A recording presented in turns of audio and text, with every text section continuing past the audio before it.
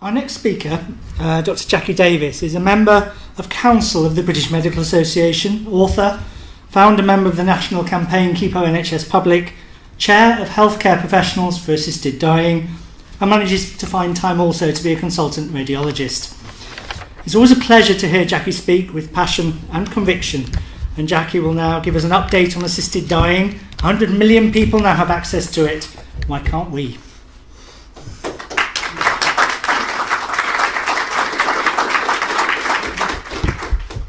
No pressure there, then. I better not give a lacklustre talk. No. Thanks for inviting me today. I did manage to get lost between here and the station, so I don't know, you probably can't trust me very much at all. I'm just going to tell you a little bit about myself, because I think I probably represent the vast majority of doctors in this country. I didn't really know anything about this assisted dying, and somebody asked me at a BMA, my background is campaigning for the health service, as you will have understood from what Anthony said. Somebody asked me to second a motion about assisted dying at a BMA meeting several years ago, and I said I don't really do that ethical stuff because it's rather tricky. And something happened and I changed my mind about doing it, and I had to go away and think about it. And I did second the motion on the basis of, let's end medical paternalism and patronising patients. We lost, of course, because the hall on these days at the BMA is packed with people who don't want this to pass, and we can come back to that later. But it did make me go away and think about it, and I approached healthcare professionals for assisted dying, which is the medical subgroup of dignity in dying. And I will be asking at the end if there is any healthcare workers in the audience, if they want to join us. It doesn't cost anything, and I hope you will. And I said, we really need to start dealing with the BMA on this, because until we deal with them, they're constantly quoted in any debates about this, we're never going to get anywhere. And so I became chair of healthcare professionals and assisted dying subsequent to that. And it's important to say this because people say, oh, that's why you got involved. I had two very bad deaths in my family.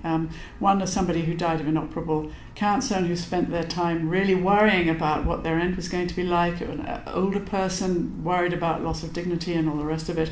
And my brother, who has always said that you must use my story for your campaign, who had terminal cancer, being a fit man, saw this other relative dying, wanted to die, and ended up trying to hang himself and then throwing himself downstairs. So that you can read about in The Guardian. I wrote about it there. And it's not why I got involved in this to start with, but it does make me think that if I've had two very bad deaths in my family in recent history, there must be many, many bad deaths happening out there. And I don't believe the story that there aren't. Can I ask people how many people know anything about the assisted dying movement in this country, or the Oregon law or anything like that?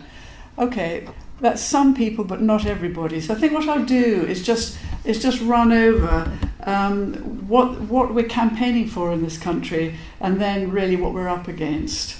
What we're campaigning through Dignity in Dying, and I know Michael's going to argue against this later, so that'll be interesting, but what Dignity in Dying campaigns for, and of course healthcare professionals for assisted dying as a subsidiary of that, is the Oregon law, which has been in place in Oregon now for over 20 years, and it's very specific and limited. It is for terminally ill people who are of a sound mind, so you can't be demented, and you have to be a fixed purpose. In other words, you can't ask for it and take it 5 minutes later. So terminally ill people of sound mind and fixed purpose. That's been running for 20 years in Oregon now, and the useful thing about having it running for 20 years in Oregon is that it's a very good model to point to. It's not that we are trying to do what nobody else has done. Somebody else has been doing it for 20 years. And because it's been a success there, it has been taken up in various other constituencies. There are a number of states in the US now, Colorado, Montana, Hawaii, Oregon, Vermont, Washington, and other states are definitely debating it. So it's a movement in the states. Canada has adopted something similar. Victoria State in Australia has. Other places are looking at it. And the title of my talk comes from the fact, if you sit down and do the sums, because California was a big step forward in terms of numbers, there are now about 100 million people in the world who have access to this form of assisted dying. And so it's no good well, the opponents of assisted dying can't accept this fact, but it's daft to go on saying that we can't do it because it's available to 100 million people. So I think we have to step beyond that and say, how can we deal with the opponents of it, and how can we even bypass the opponents of it, because it really needs to happen. In terms of the figures, we know through surveys that have been done that 82% of the general population in this country want legislation for assisted dying. And in that are 79% of people who claim to be religious and 86 or 89% of people who are disabled.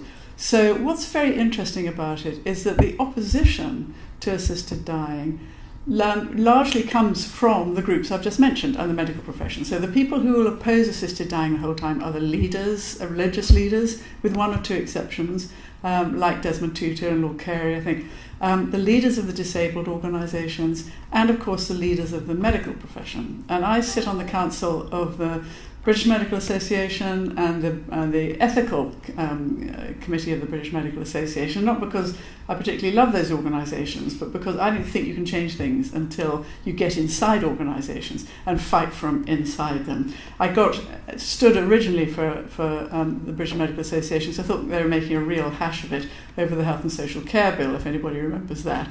But it's actually quite useful still to be in there to fight this other stuff, and of course the health problems haven't gone away. So to look at the various opposition groups, the religious leaders are very strong. The history of how they've tried to get legislation through in this country has been a long time ago. There was an attempt to get it through the House of Lords, but the recent history is, I think that was Lord Joffe. Lord Faulkner actually made a lot of progress with his bill. It got to a second reading in the House of Lords, and then it fell because there was a general election, and then you had to start all over again. And then, to everybody's surprise, there's this private members' bill where people go into a lottery and they can have... the chap who won it was a chap called Maris, and his passion was assisted dying. And so the Maris bill got put to Parliament, I suppose 2 or 3 years ago now. And I was involved in campaigning around that time, and I learnt a lot of things at that stage, particularly about MPs. And then after that, it's gone very quiet until recently, when Guernsey tried to get a law through. I don't know whether anybody noticed that in the papers. So, great, okay, well, you could tell us something about it. And that was interesting. I think the problem there, possibly, we might hear, was that there wasn't too much forward planning. Dignity and dying weren't involved. But the point about that is I think Jersey are going to have a go at it. It's now lapping at our shores, and once it starts lapping at the shores, then you can't get rid of it. And kind of on a very micro note, the Falkland Islands actually voted recently, kind of 3-2, that if assisted dying became available, they'd have some of it. Thank you very much. So it's always kind of, it's on the back burner all the time, and then it moves forward to the front burner from time to time, and we have to be ready for it. So in the House, when the debate took place in the House of Lords, bishop after bishop stood up and said what a dreadful thing this was. And so that was the religious contingent. Lord Carey upset everybody, of course, by saying he thought it was a rather good thing. But they probably didn't speak to him in the kind of bishop's dining room or whatever it was. But he's definitely a lonely figure. But we know 79% of religious people want this. So they're not representing the people who they represent. Same with the disabled. There are a couple of peers in the House of Lords who are wheelchair bound, and I'm sorry to say they come out every time and are very passionate in arguing against assisted dying. And the irony is it would not be available to them even if they wanted it, because assisted dying is for terminally ill people. And they're not terminally ill, but they seem to have no shame about throwing themselves into this argument and saying that you're demeaning our lives and you're making us seem as though we count for nothing. And we can come back to these arguments later because it is quite interesting. The BMA, of course, is my great passion. And the interesting thing about the BMA... Have we got any doctors in the room? Yes, we've got some doctors. Okay. For the rest of you, this may be slightly less interesting, but it is important about how we overcome the opposition, because what's happened in the jurisdictions where assisted dying has been introduced is that you have always had to get past the medical profession. In California they had to change their position, in Canada they had to change their position, and so one of the really important things that we have to do is to change the position of the British Medical Association. Why does the British Medical Association have this position? Because the policy of the British Medical Association is made once a year at an annual meeting which is attended by about 300 people. The agenda goes out, the Christian Medical Federation see that assisted dying is going to be debated, and of course they all turn up on that day. So the British Medical Association policy on assisted dying, which is a stance of opposition, is based on the votes of 300 people on a particular day. I, from my position on council, have called for the last decade for our members to be surveyed on this, because it would not be difficult in this day and age of the internet to actually know what our 150,000 members would like. But that they've never agreed to do that, and of course they won't agree to do it because they know damn well what the answer is going to be, that a lot of doctors either don't really know enough about it or have practical opposition to it. And I'll come back to how those doctors fall into the different groups. MPs are interesting. Somebody told me, and I don't know whether this is true, that a disproportionate number of MPs actually have religious beliefs, and that's why they go into politics. And I would be interested to know if anybody can confirm that. But I had a rather salutary experience. I was asked to go to Gloucester by a Tory MP and debate with an anti-assisted dying person for his constituents before the vote on the marriage bill. And there was a big audience. It was a good audience like this, and clearly the audience were all very passionately for assisted dying. In fact, I was in the position I often find myself in. I was being attacked because they didn't think that our position on assisted dying went far enough. At the end of the debate, and the MP was chairing it, at the end of the debate, a young woman put her hand up and said to the MP, "Well, you've heard what everybody thinks here, so how are you going to vote?" And he said, "Well, as an MP, I think my job is to look after the vulnerable." And that is always what people fall back on. I'll just touch on that a moment because it's very interesting. I work in a large X-ray department, and one of our receptionists came up to me before the marriage bill and said, "Dr. Davis, you know something about assisted dying. Why is it so dreadful?" And I said, "Well, actually, why do you think it's dreadful?" And it turned out that she'd had a letter from her church, who was asking her to write a letter to her MP saying she was very worried about the vote that was coming up in the House. She was worried about vulnerable people, and that she wasn't to say that she'd been asked by her church to write this letter, and she wasn't to say that she was writing from a Catholic perspective because it was her Catholic church. And I said, "That's very interesting, Mary. Do you think I could see that letter?" She would not give it to me. She was too frightened to give me that letter. So you'll have to accept my word. But it was such a bizarre story. And that is what's going on. And the two big arguments that people use when they want to argue against assisted dying are slippery slope and vulnerable people. And of course, the good thing about having the Oregon model to present to people is there's been absolutely no evidence of either of those things happening in any jurisdiction where the Oregon model has been in place. What we know is my predecessor at Healthcare Professionals for Assisted Dying was a fantastic man called Ray Tallis. Has anybody ever come across him?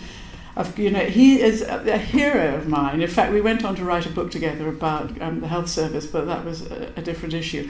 And he nailed what goes on with some of these people, and he called it fibbing for Jesus. And it's a fantastic phrase because it absolutely nails what people do. Fibbing is perfect because it's never quite lies, but it's cherry picking of statistics.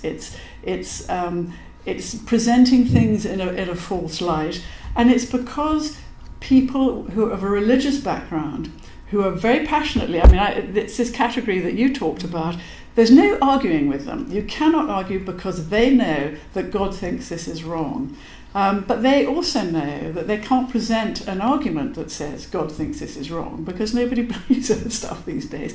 So in front of their argument that God thinks this is wrong, which is what they really think, they put up these straw men, which is vulnerable patients and slippery slopes, and suicide is their other big thing. We shouldn't encourage people to commit suicide.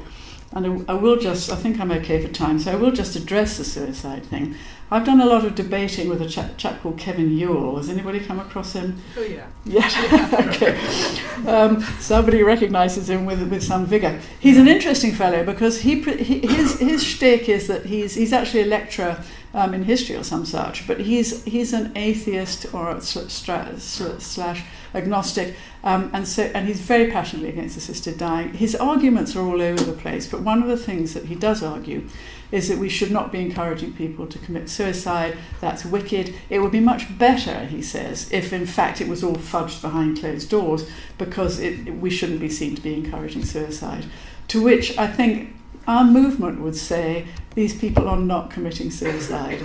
There was when the 9/11 happened. I don't know whether you remember. There was actually footage on social media. People jumped off the roof of the Twin Towers because they could see what was coming. They looked down and there was a towering inferno and no one was going to rescue them. And apparently there was a debate afterwards about whether they had committed suicide in terms of recording their deaths. And the argument was these people did not commit suicide. I mean, technically, sure, they jumped off the roof, but in fact they saw that death was coming, that it was intolerable, and so they chose to do that. And I would argue that that is what people do who accept an assisted death when they know that they're about to die. There was a woman in California called Brittany Maynard. I don't know whether anybody followed that case over there. And she pretty much single-handedly turned around the debate in California. She was a young woman in her late 20s. She just got married. She was a very nice-looking and very very engaged with social media. And she got a brain tumour. And she was pretty much told that we can make you live longer, but we can't make you live that much longer. And she started campaigning for assisted dying in California when it was still illegal there. And what she said was, I'm 29 years old, I've got a brain tumour, I don't want to die, but I'm dying, and I want to be in control of my life at the end. And so that is not suicide, that is somebody looking for an assisted death. Because one of the other big arguments that is used about the criteria that are there for the Oregon case is that, 6 months, doctors can't prognosticate that accurately. Some people, they might think they're going to live 6 months, but in fact they might live another 9 months. Or anybody know Laura Finley here? She and I were at medical school together. So she's, Laura's a very nice woman, but she is passionately against this stuff, and she will she's a palliative care physician. She worked passionately all her life for palliative care, but the palliative care people are the big opponents of assisted dying. And she will say, well, people might live longer than 6 months. I don't care. It's irrelevant. It's another straw man. Because these people are not people who want to commit suicide. These are people who want to live as long as they can until they don't want to anymore. And so they will, the vast majority of people in Oregon who ask about assisted dying do not go on to take it. It's 0.3% of deaths in Oregon. And I think, quite a number of people will inquire about it. It facilitates the discussions around death, but a very few people actually end up taking it. And those people will not take it until the very last minute when they think, actually, now I've had enough and I don't want any more. And a lot of people, the majority of people who take it are actually in hospices, because another argument that is used, particularly by the palliative care community, who see, not all of whom, but many of whom see assisted dying as kind of insult to their profession, that we can manage these people and there's no reason to do it. We know that a percentage of people cannot be helped, even in the best hospice by the best palliative care people cannot be helped. And not everything that people don't want at the end can be dealt with by palliative care people. If you're worried about loss of dignity, as my relation was, if you're worried about, as my brother was then paralysed from the waist down with spinal metastases because he had a renal cancer, it may be that that's just enough for you and you want to call it a day at that stage. And it's not for the palliative care people to say, actually, no, we disagree with you. And it's back to that medical paternalism again. I think I'm nearly out of time here, but so what we're doing is, I think the argument needs to move beyond, is this a good idea? Because if 100 million people have access to it, a lot of people think this is a good idea, and 82% of people in this country think it's a good idea. It's just that it's a fight to get it here.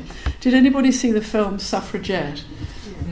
And what was really interesting about Suffragette was right at the end, after the credits had rolled, came the figures about who got votes for women and when they got it.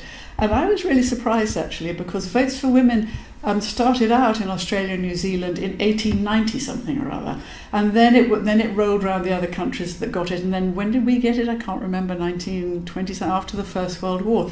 So it was an unstoppable movement, but it sort of crept along a bit. This is the same for me. I've done a lot of fighting for the health service. I don't know we're ever going to win that one, but we will win this one. We will win it because it's just taking hold around the world, and it's the right thing to do. It's a question of how we get there a bit faster. One of the things we've got to do is get hold of doctors. And perhaps in the discussion I can talk about how I think we can get hold of doctors, because having talked to a lot of doctors, they really fall into perhaps three groups. There's the group who are passionately against it, doesn't matter what you say to them. There are the group who don't really know anything about it and haven't thought about it because they're way too busy doing everything else in their lives. And there are a group who know about it but don't know that the practicalities of it. So for instance, with GPs, there's a whole spectrum of people who will say at one end, right, I'm going to finish in less than 5 minutes. The people will say, oh my God, I'm going to be inundated with patients and I don't know how this works, and there'll be loads of paperwork and I can't deal with it all. And at the other end will be people who say, I'll never see one of these cases, and when it turns up I won't know what to do. And the truth is, in fact, if you extrapolate the figures from Oregon, it would be one patient every GP practice every 7 years. So it's much more likely to be, I won't know how to deal with it when this patient turns up, than I'm overwhelmed with these patients. And of course there are very practical answers to this. We could have a regional team, a bit like the Marie Curie team or something, who were experienced in dealing with these patients, so that you would still deal with your own GP, but that your GP would be advised by people who would come in and who knew how to do this. So there's loads of practical ways around it. And they're the people we've got to go to. If you get the BMJ is unashamedly on side. I've had several articles in there about this and why the BMA needs to change its position. Also the Lancet did a very good piece on this. Richard Horton did Fibbing for God on this.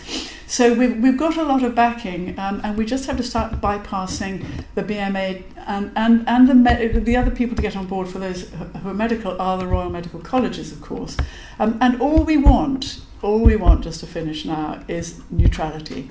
I don't want any doctors to come out and say doctors' organisations to come out and say we're for this, because there are too many doctors who feel genuine problems with conscience, and of course there would have to be conscience clauses like there is for abortion. We only want you to say, look, we're listening to our patients. 82% of them want this. Let the people who want to make this work make it work, but don't let it stand in the way, because that's just denying. That's just not listening to our patients. And as doctors, we should always be listening to our patients. So it'll happen. It's a question of how to get it happening a bit faster. And thanks very much.